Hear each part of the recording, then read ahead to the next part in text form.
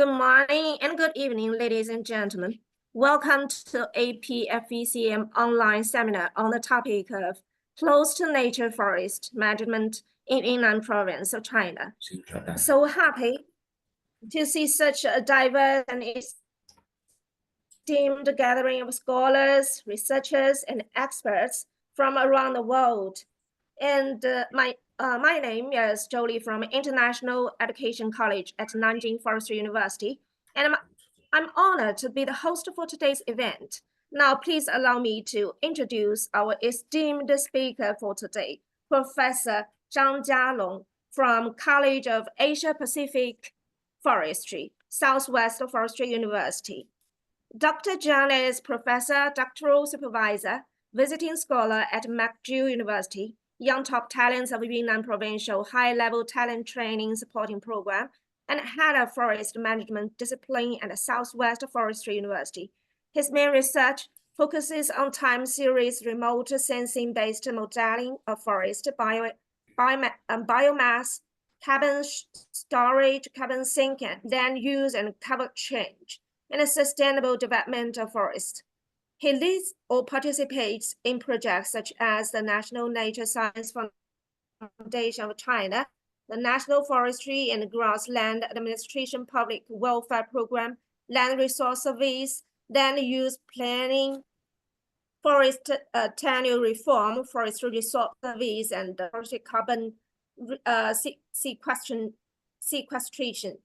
He has published over 60 papers in international and Chinese journals, authorized 2 invention patents, obtained 8 software copyrights, published 2 monographs, and published 2 textbooks, received awards such as Liangxi Youth Paper, Liangxi Science and Technology Progress, Teaching Achievements, Teaching Innovation Competition, and First Class Course. Well, in the following hour, we are honored to have him share his insights and expertise with us. Well, now let's welcome Professor Zhang. Thank you for your introduction. Can you hear me? Yeah. Okay. Thank you very much for your introduction. Hello, everyone. I'm glad to give a speech in this academic webinar. My name is Jialong Zhang. Today, I will present a model of forest management called the Close to Nature Forest Management, CFM for short, in Yunnan Province, China. During my presentation, I will divide the content into 2 parts, the theoretical aspect and the practical implementation of CFM.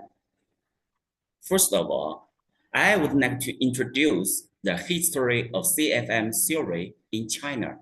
The philosophical origins of CFM in China can be traced back thousands of years. As early as the pre-Qin period, Laozi proposed the philosophy. The essence is consistent with nature, emphasizing the importance of conforming to natural laws. Subsequently, throughout the history of agriculture development in China, related theories and practices have continuously emerged. For example, in the Tang Dynasty, Shi Jia proposed the concept of when the weather is favorable and the site conditions are good, less effort is needed and more success is achieved in his work Qi Min Yao Shu. This concept emphasized the need to adapt to the local environmental conditions. By the Song, Ming, and Qin dynasties, works such as Nongzhen Quan Shu began to discuss the issue of species diversity in artificial forest ecosystems. Entering the 20th century, Jing Shenghao, Senning Wanneng Lun provided a comprehensive exploration of the value of the forests. It can be said that traditional Chinese agriculture and forestry ideals have laid an important ideological foundation for the practice of CFM. Since the founding of the People's Republic of China, CFM theory has been continuously improved. Initially, there was an emphasis on wood production and sustainable use. During the early years of the formation of China, however, in the 1980s and 1990s, the concept shifted towards balancing wood production and ecological construction, recognizing the significance of forest in terms of both productivity and ecological functions. Today, this point has further evolved to focus on ecological construction. This shift underscores China's commitment to prioritize the ecological benefits of forests, in line with the national strategy of building an ecological civilization. That is, nuisance waters and lush mountains are invaluable assets. The CFM theory helps to translate this principle into practical forest management strategies that ensure the long-term sustainability of China's important forest resources. The generation of CFM is a major innovation in global forest management philosophy and practice. With the rise of capitalism in the 17th century, forest management has gone through over 200 years of highly commercialized forest utilization, resulting in a crisis of timber resources. By the mid to late 19th century, the contradiction between environmental protection and forestry production gradually became prominent. Fast-growing, timber-oriented, pure coniferous forests brought a series of operational and ecological problems. Then caused reflection and exploration of forest management by German public and forestry experts. In 1898, German scientist Gill first proposed the idea of CFM, and he emphasized respect for the laws of forest ecosystem themselves to achieve a combination of wood production and ecological sustainability. By the mid to the late 20th century, the CFM was truly promoted and widely practiced.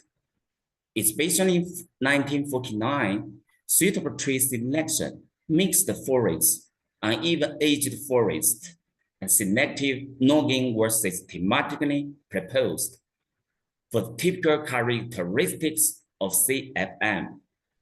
The generation of CFM has not lasted nearly 2 centuries, reflecting a deepening human knowledge of forest values.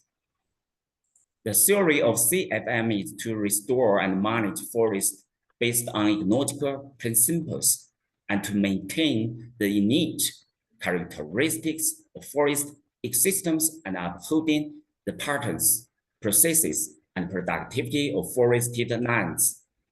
The object of CFM is non-commercial forests, ecological public forests, and commercial forests. The concept emphasizes the harmony between nature and humanity, adhering to the laws of nature and holistic integration to maximize the forest's inherent regenerative capacity. The technology and objective of CFM involve the artificial promotion of multi-layered, mixed, and uneven-aged forests, close to nature through forest management, and a multi-objective approach to provide a balance of forest products, ecological conservation, cultural sources, and ecosystem support. Ultimately, CFM aims to prioritize and optimize the diverse benefits derived from forests through sustainable management practices that respect nature processes and patterns. The principles of CFM emphasize cherishing the site potential and respecting nature. This involves taking full respect for natural forces and natural regeneration on the existing habitat conditions, which requires understanding the distribution of native vegetation and patterns of natural succession in the site. A second aspect is selecting suitable tree species based on site conditions. Choosing or cultivating indigenous tree species that are suitable for growth on the existing site conditions based on the distribution patterns of native vegetation discovered according to site conditions. Additionally, constructing mixed, multi-layered, and uneven-edged forests is key, as this can create a highly productive forest structure that is also resilient to disasters, while promoting the reasonable natural competition to support the growth of target trees. Next one, individual tree tending and harvesting wood through selective logging. It involves the practice of ongoing nurturing and primarily focuses on cultivating trees of substantial diameter. This approach ensures that each individual tree reaches an optimal point of maturity for harvesting, thereby assuming both social and economic benefits. To effectively implement CFM, a range of technical skills are also required. Firstly, forest management and operation design survey techniques requires a good field survey to quantitatively assess relevant management factors, which is a preparation for the development of a near-natural forest management plan. Secondly, habitat mapping and forest management planning techniques develops objectives and measures for forest protection and management based on the degree of near naturalness. Thirdly, individual tree management techniques for target trees classify all trees into 4 types to ensure that each tree has a unique function and mature utilization, characteristics that reflect ecological, social, and economic benefits. Fourthly, modification techniques of CFM for the plantation to implement a transformation model for selective harvesting operations. Fifthly, forest dynamic monitoring and assessment technology, including fixed monitoring sample plot system supported by GIS, sample plot survey method supported by GPS, data processing and assessment technology supported by information system technology, etc. Here, my current research focuses on using dense Landsat centennial time series for accurate estimation and mapping forest above ground biomass, carbon storage, and carbon sink. As we know from part 1, CFM is a model for planning and managing forests in accordance with nature. Its basic principles are based on the complete process of forest development and succession, from the natural regeneration of forests to stable top communities, and relies on some techniques for planning and designing the various management activities. CFM is also a forest management model that optimizes the structure and function of their forest, makes permanent use of various natural forces associated with the forest, and continually optimizes the forest management process so that human disturbed forests can be gradually restored to a near natural state. After briefly having a preliminary understanding of the theoretical knowledge of CFM, I will introduce application of CFM in Yunnan Province. Part 2, the practice of CFM in Yunnan Province, China. I'm going to start with a general overview about Yunnan Province. As you can see from the figures, Yunnan Province is located in southwest China. It covers a total area of 394,100 square kilometers. The elevation range in Yunnan spans from 74 to 6,740 meters, with the majority of the province consisting of a lower latitude plateau landscape, accounting for 94% of the total area. Yunnan basically belongs to subtropical and tropical monsoon climate, while the northwest belongs to a plateau mountain climate. Yunnan is rich in water resources. The Yangtze River, Pu'er River, Lancang River, and other important rivers in China all flow through Yunnan. This diverse topography and climate create a rich natural environment in Yunnan Province. Indeed, Yunnan is also one of the most forested provinces in China. Yunnan has a high forest cover with a total forest area of more than 200 million hectares, accounting for a large portion of the province's total land area. The figure shows the distribution of forested and non-forested regions across Yunnan. According to the data provided, Yunnan ranks highly in China in key forestry metrics. It has the largest volume of standing trees in China at 2.4 billion cubic meters. The total forest area and forest land area in Yunnan are 25 million square hectares and 21 million hectares, respectively, ranking it second in China.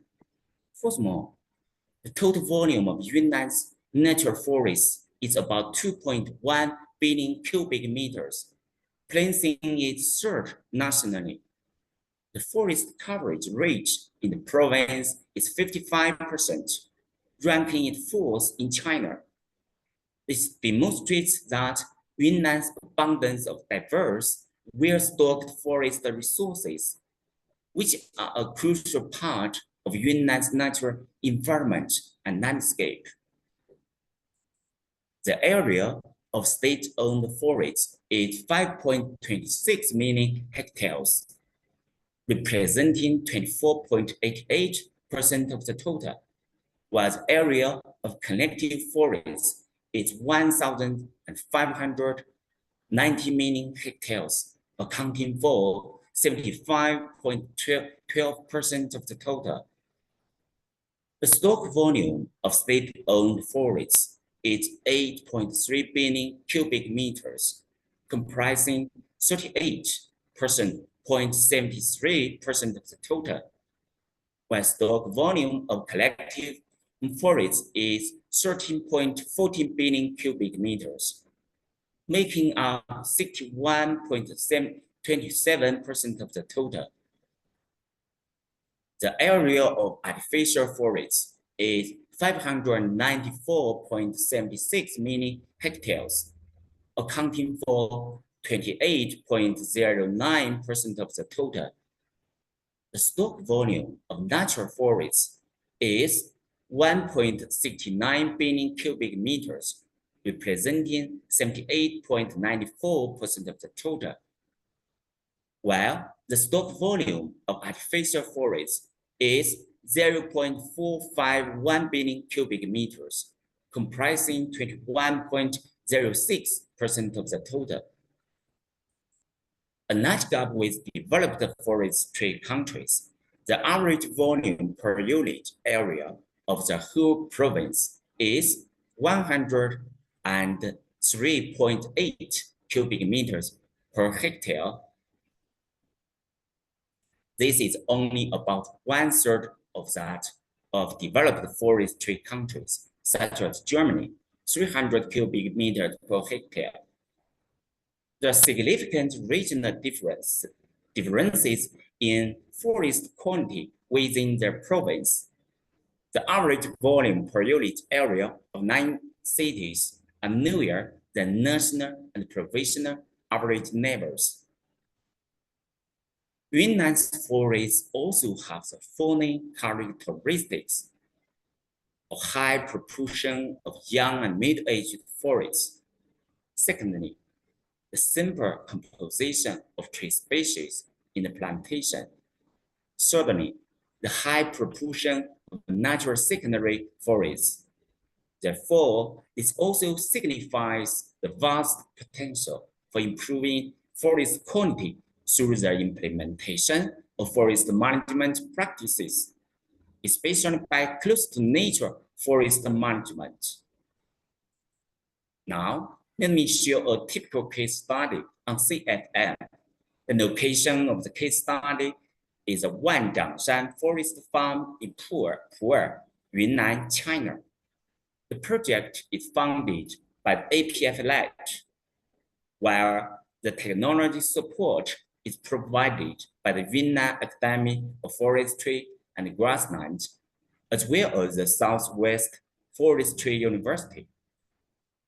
The main objectives of this CFM project are to explore the management technologies for both commercial and non-commercial forests in the subtropical zone of Yunnan.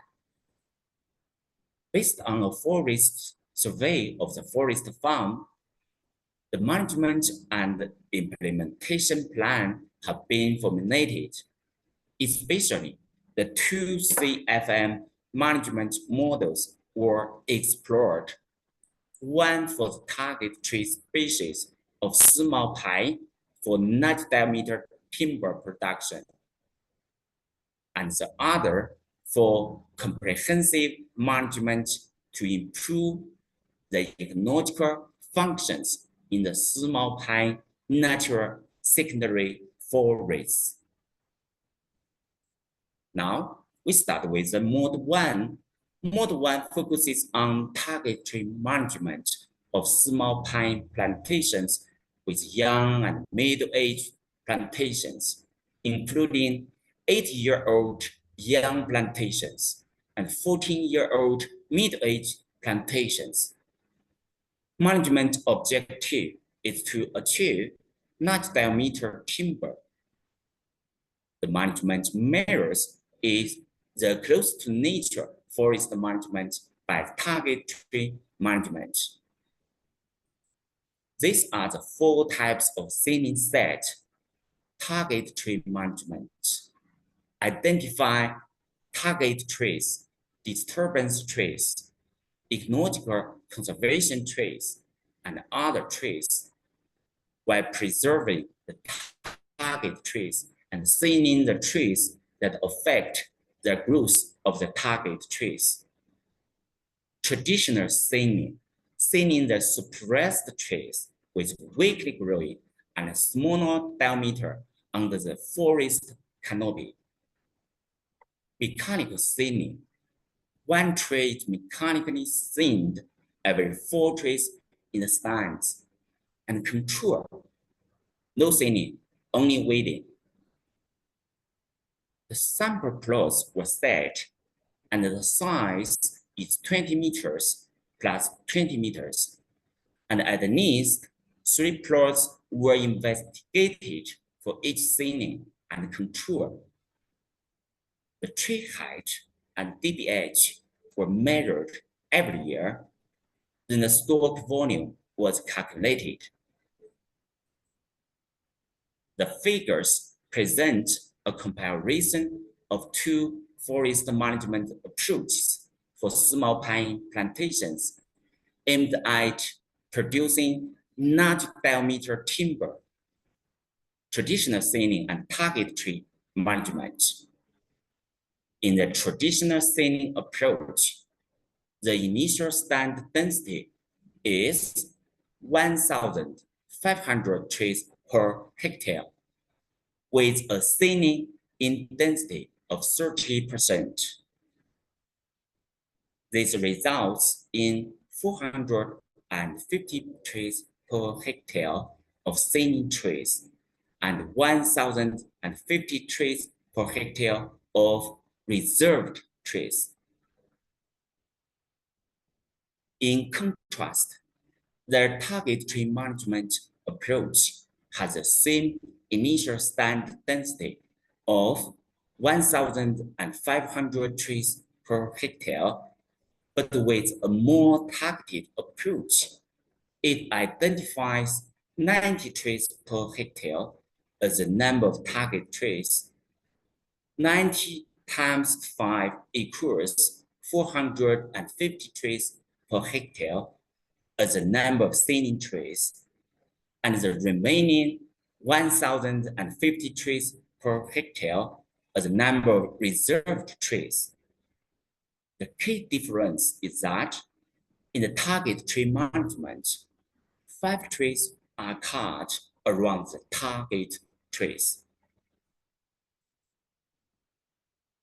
From the table, we can find that in the 8-year-old small pine plantation from the year of 2019 to 2021, the target tree management has the most significant increases in both individual tree volume and stand volume. Under this thinning model, the stand volume increased 55.9 cubic meters per hectare per year, which was the highest percentage increase compared to the control group and other thinning types. In the 14-year-old small pine plantation, from the year of 2019 to 2021, the target tree management had the most significant increasement of 0.0927 in individual tree volume. The stand volume increased 76.63 cubic meters per hectare per year, which was the second highest percentage increase compared to the control group and other thinning methods.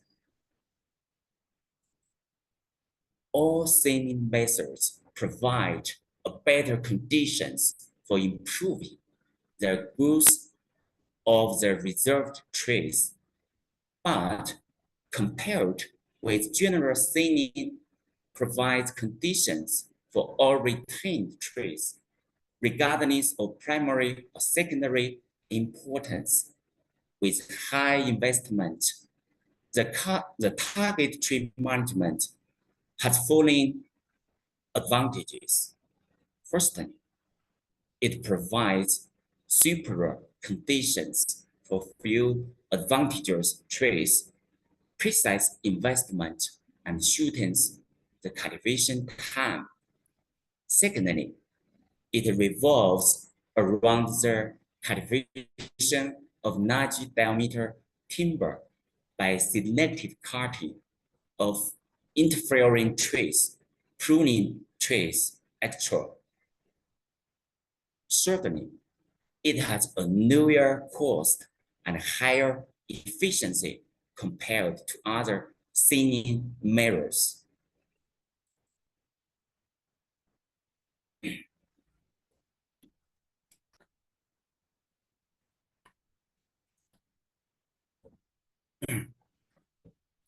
We will now come to the second model. Model 2 is an integrated approach combining selective thinning and broadleaf replanting with the following main characteristics. Volume ratio of coniferous to broadleaf trees of about 7:3 or 6:4 stand canopy density of 0.65 to 0.85, the average deep edge of 16 to 20 centimeters, average tree height of 12.4 to 60.2 meters, the standard density of 1,050 to 2,100 trees per hectare, and stand age group is near mature forests. The management objective is to improve their ecological function. The management measure is a comprehensive management by integrating the selective thinning and replanting of broadleaf tree species. The pictures give examples of selective cutting, the small pine with excessively harvested resin, diseased, and the twisted trunk shape. Moreover, after thinning, we replanted the native broadleaf tree species with high ecological value. As a forest gap area is larger than 15 square meters. Then, increasing the proportion of broadleaf tree species, the volume ratio between small pine and the broadleaf trees were 2 to 8, 3 to 7, 4 to 6, respectively. By selective cutting and replanting, we hope to achieve these goals: ensure forest coverage, increase the proportion of broadleaf tree species, promote community biodiversity. Next, we will compare the differences in species diversity and tree growth in tree layer of natural secondary forest ecosystem in 2018 and 2021. For the tree layer, the 2P8B and 3P7B species compilations show that the number of species and manganese index increased. Here, the manganese index indicates significant growth in species diversity. For the shrub layer, all three species compilation groups increased in number of species, number of individuals, and manganese index, with more significant diversity gains compared to the tree layer. For the whole layer, only the 2P8B group showed an increase in number of species, manganese index, and average height, while the other compilations showed declines in number of species, manganese index, and average height. In summary, the 2P8B species composition provided the best ecological benefits, with all three layers experiencing significant increases in species diversity. This balanced tree species mix appears to be the optimal solution for enhancing the overall biodiversity and ecological function of the natural secondary forests. The 3P7B compilation also demonstrated good results in the tree layer, while the shrub layer generally showed the most substantial diversity improvements across the different management approaches. As a result, the management measures, which including selective thinning and replanting of broad-leaf species, led to positive changes in the forest structure and biodiversity, demonstrating the ecological benefits of this targeted management strategy. Comparison of before and after 4 years of management, we found that the logging of upper pine trees promoted the development of broad-leaved trees as the lower layers of the forest received more light. After management, the number of trees slightly increased. The tree height is exactly the same as before it was cut down, while the deep edge of the trees significantly increased under different treatment.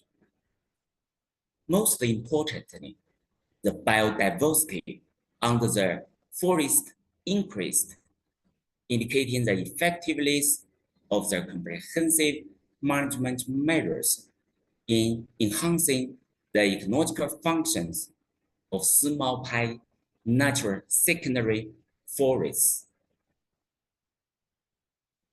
In conclusion, these two CFM models in Yunnan demonstrate that the potential for forest sustainable management to increase timber production, ecological functions, and biodiversity. The practices in Yunnan could provide a reference for other subtropical forest regions.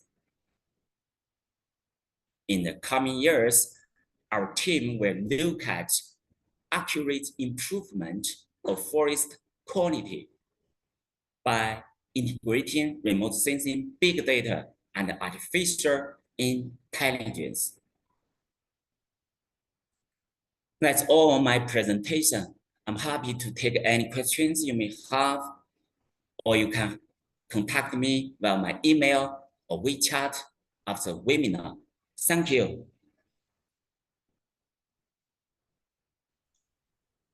Thank you for your wonderful speech, Professor Zhang. My name is Huang Kai.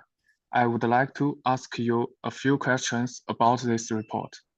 The first question is that on page 20, what is the difference between target tree management and traditional forest management in terms of wood selection for harvesting? Okay, thank you for your question. Wait a moment. We can move to page 20. That's a very good question.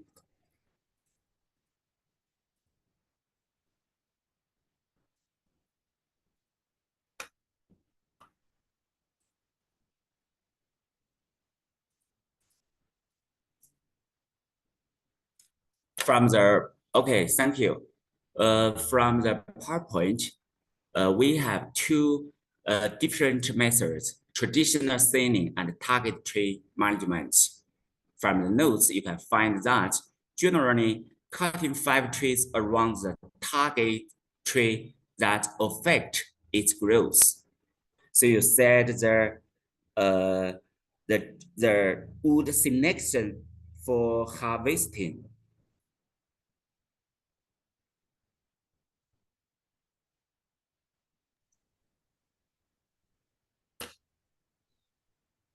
So the target tree management identify target trees, disturbance trees, ecological conservation trees, and other trees, preserve the target tree, and thinning the trees that affect the growth of the target trees.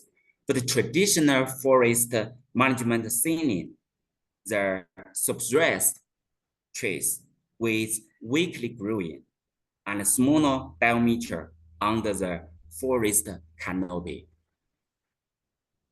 Okay, Is that thank all you right? for your reply. Okay, thank you for your reply. And my second question is that what should be done in the tree selection phase when applying CFM? Thank you.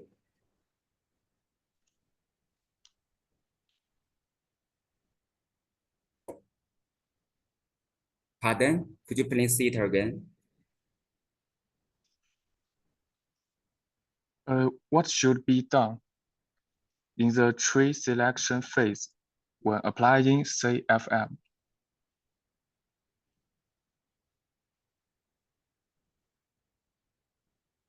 Okay.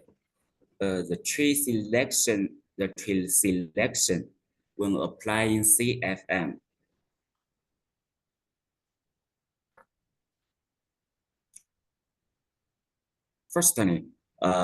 Firstly, the use of local tree species as maybe my PowerPoint is very quickly, and on the PowerPoint maybe you can find me here.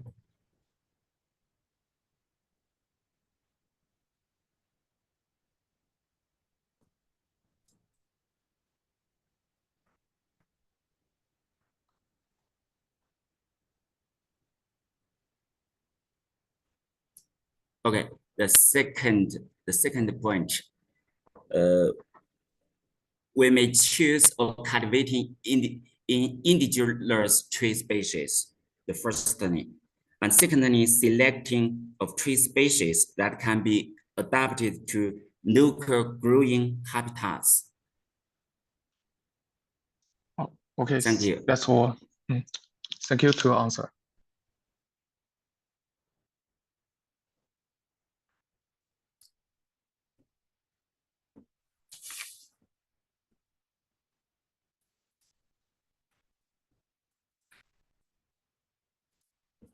Professor Zhang, Okay. I have a couple of questions, if I may.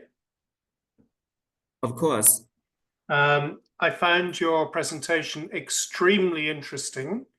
It's an area that I have been looking at for a number of years. And before I came to Canada, I was working in Switzerland, where they established permanent sample plots 150 years ago to look at CFM. And so there is a lot of experience there in terms of the objectives.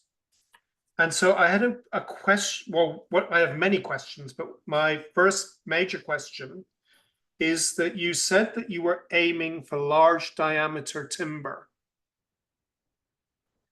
And I wonder if that is necessarily the most valuable or important objective of CFM, and that in fact, if you're looking for long-term sustainability, you should be aiming to achieve a reverse J shape in your diameter distributions. I'm wondering if you have a comment on that.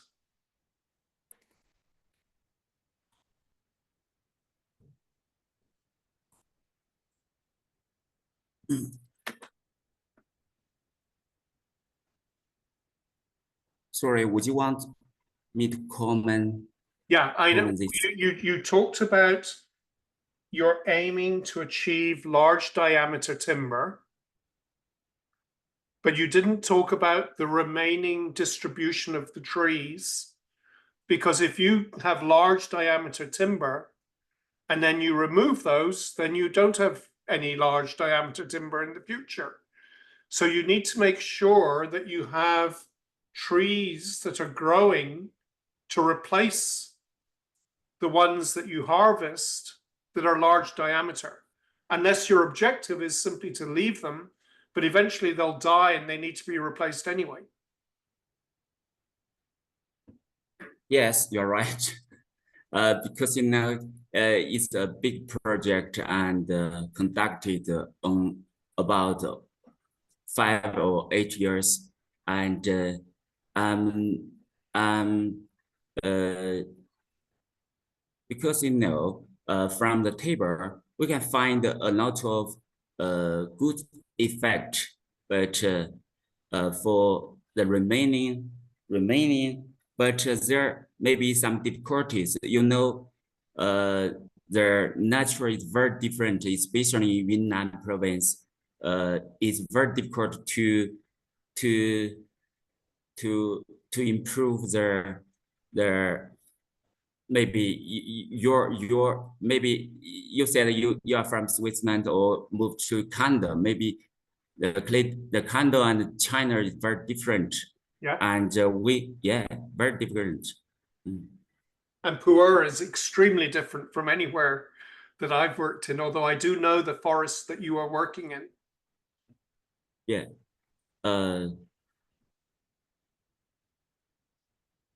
Because I'm looking at remote sensing techniques, and this is maybe in other my team majors. And if you have interested in this project, I may contact somebody else to answer your question. Sorry. Okay. So I did have another follow-up question that I'm guessing you may not be able to answer, because you talked about cutting 5 trees around the target tree that might affect the growth of the target tree.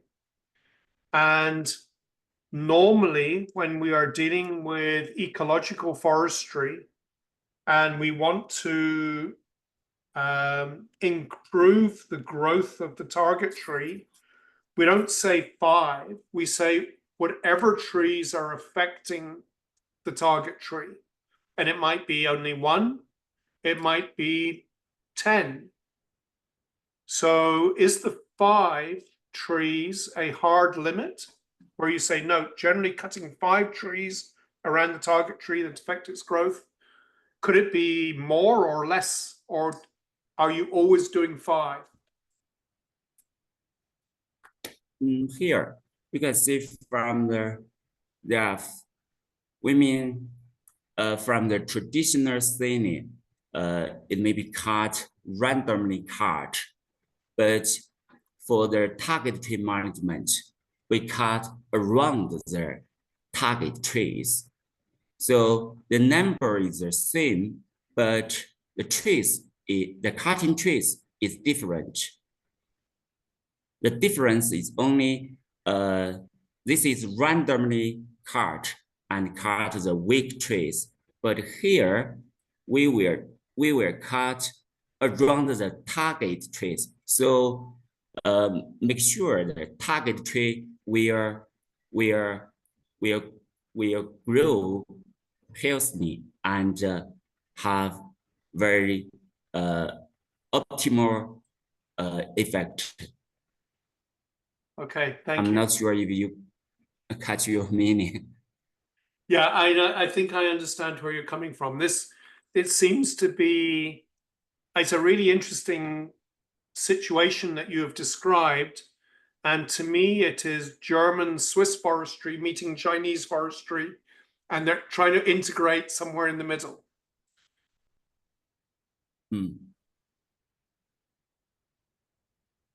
I'll leave it to someone else to ask questions. Okay.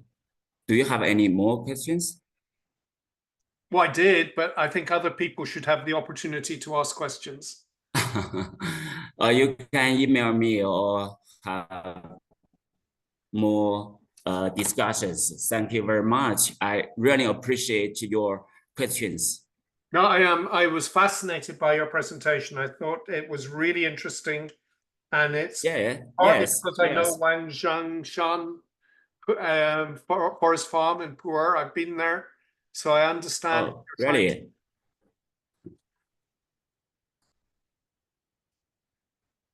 Thank you.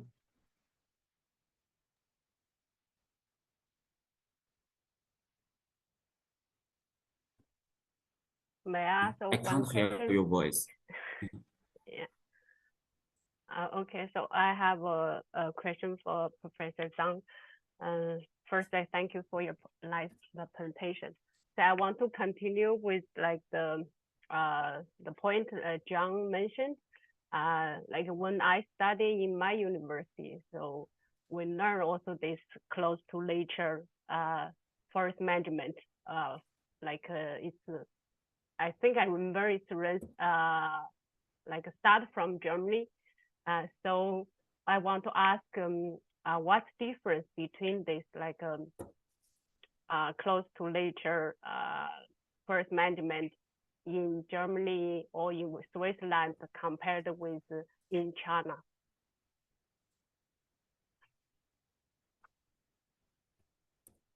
Thank you for your question. Maybe it's a very big question, I think. Yeah. Well, you can explain like some main point. Yeah, you can find something maybe from my PowerPoint, in Germany, or CFM is from Germany and maybe spread around all the world. And in China, and we do some practices in Pu'er in Yunnan Province, and the difference the situation or site condition is very different. And in Yunnan, I just know in Yunnan because I have been to Canada in Montreal, and I found the trees are very regionally distributed. But in Yunnan, it's very diverse, and we have different kinds of species, like the small pine and the broadleaf trees and and other kinds of very different especially in Pu'er, because of the weather and a lot of maybe difference. I'm not sure because Yunnan is very specific and very different. We are I think very difficult to do some practice or do some field survey. So for your question, I think the difference is that if you want to do the CFM in other countries, maybe it's because the trees is well distributed, maybe. But in Yunnan, it's very diverse and very different. So when you do this practice, and you may need more time or maybe a lot of work experience, maybe.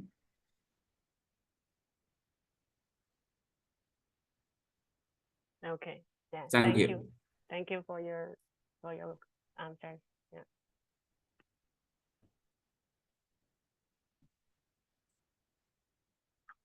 Well, Professor Zhang, you have been working with Pinus casea, Simao pine. Do you think there is any possibility of making some of the rubber plantations more ecological? Because in Yunnan, particularly in the south of Yunnan, there has been a large amount of subtropical and tropical monsoon forest that has been replaced by rubber trees, Hevea brasiliensis, I think. And it's all monospecific. The trees are all even aged. Do you see any possibility of making that more ecological?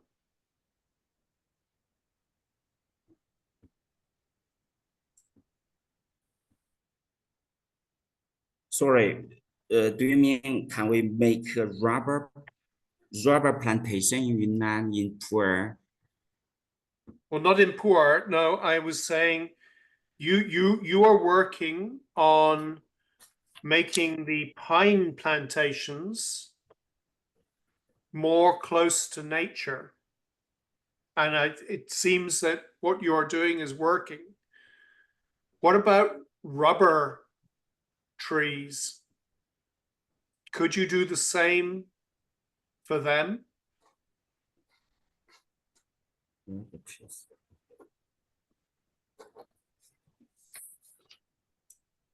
I think it's very difficult because rubber trees maybe in Guangxi province, it's very well developed. But in Yunnan, it's the rubber trees. I have been to other counties in Pu'er city last year, and I know there are some rubber companies, and I have seen a lot of rubber trees around the county.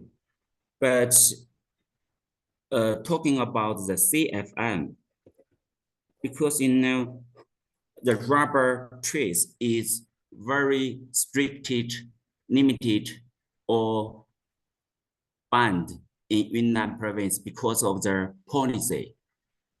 Because of the policy, the Yunnan's local, because it wants the ecological conservation. Yunnan is mainly for ecological conservation. But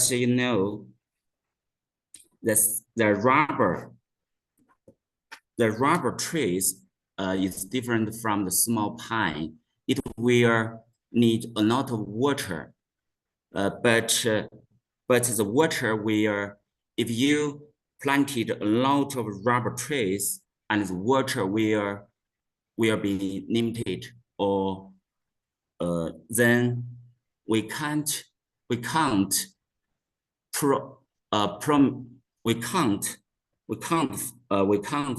have the, I think, to make the rubber trees to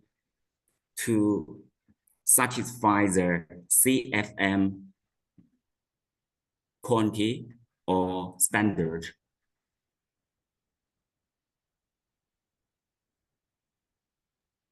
Yeah, I think it would be a very difficult proposition. But I think if we look at what is happening in other countries, particularly in Southeast Asia, like Thailand and Malaysia, it would be something that is worth thinking about.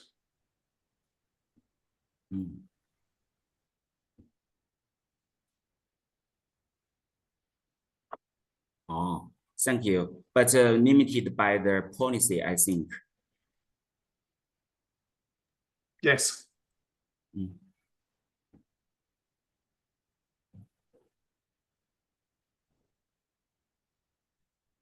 Anything more? Okay, thank you. Yeah. I think like Professor Zhou Li from Nanjing Forestry University, her computer has some problem. That's the reason he can't host the question section. Can you hear me?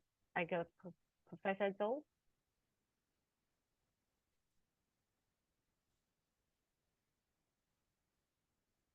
Can you hear me? Yeah, Hello? I think. Yeah. It's not so clear. Can you hear me? Yes, yes. Okay. So do you like to give some summaries? I think we are on time now. I don't want to interrupt the discussion. Yeah, anyway, we approach the end of our forum, and I think maybe some of us still have questions. Maybe later, after the forum, we can through email to contact Professor Zhang. And again, thank you to our speaker, Professor Zhang, all participants, and the organizing team for making this forum a success. Thank you. Thank you. Okay, it's my pleasure. Thank you, everyone. Thank you. See you next time. Thank you. Bye.